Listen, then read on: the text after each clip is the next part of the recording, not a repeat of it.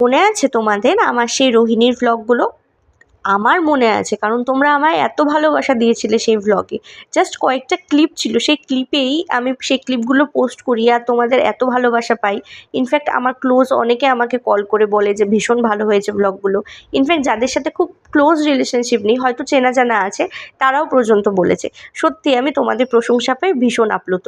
আমি খুব একটা ভ্লগিং করতে পারি না, যতটুকু করি আমার ক্যাফে রিলেটেড ভ্লগিং করি। আর চেষ্টা করি কয়েকদিন যখন আমরা একটু ঘুরতে যাচ্ছি, ঘুরতে বলতে আশেপাশে ছোটোখাটো ট্যুরে যাচ্ছি বা ট্রিপে যাচ্ছি, সেক্ষেত্রে আমার মনে হয় যে না, এই ভ্লগগুলো তোমাদের সাথে একটু শেয়ার করি, বেশ ভালো লাগে।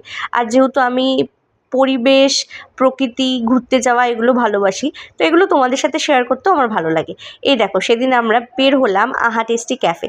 না সেদিন বন্ধ ছিল বলেই তো প্ল্যান করতে পেরেছি, তো আহা টেস্টি ক্যাফে ছেড়ে কোথাও যাওয়াটা আমার কাছে ভীষণ সমস্যা হয়। কারণ সবার সাথে রোজ দিন দেখা হয়, তাছাড়া ওই ক্যাফেটা জুড়েই তো আমার জীবন এখন অনেকটাই।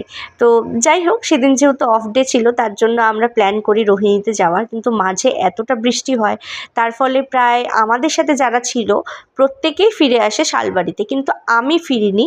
আমি বলেছিলাম আমাদের যে প্ল্যান হয়েছে আমরা রোহিণী লেকে যাব, তো সেখানে যাবই যাব। কারণ আমার কাছে মনে হয় যে এমনিতে তো খুব একটা ঘুরতে যাওয়া হয় না, তবুও সেক্ষেত্রে যদি একটা প্ল্যানিং হয় আর সেটাও যদি ক্যান্সেল হয়ে যায়, সেক্ষেত্রে আমার আরও বেশি কষ্টকর বিষয় লাগে। তো তার জন্যই, আর এই জিনিসটা আমি দেখেছি, হুটহাট করে কোনো জায়গায় চলে গেলে সেই প্ল্যান কিন্তু সাকসেসফুল হয়। আর যখন আগের থেকে প্ল্যানিং করে কোথাও যাওয়া হয়, সেটা মানে হাজারটা বাধা আসে। আর আসলেই আমাদের সেদিন তাই হয়েছিল। তবুও আমি সব কিছু উপেক্ষা করে আমরা বৃষ্টিতে ভিজতে ভিজতে আমরা পৌঁছোই রোহিণীতে, এবং এখনও পৌঁছোইনি, আগে খাওয়া দাওয়া করে নিই, তারপর তোমাদের সাথে শেয়ার করছি।